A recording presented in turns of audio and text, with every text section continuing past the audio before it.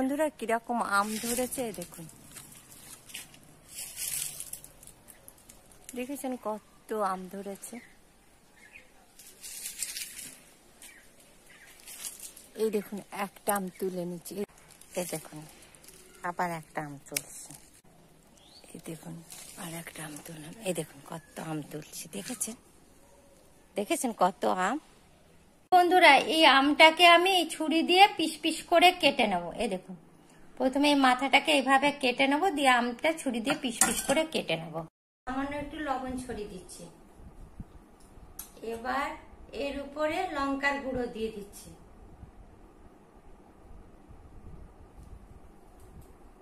এবার এর উপরে চিনি দিয়ে দিচ্ছি,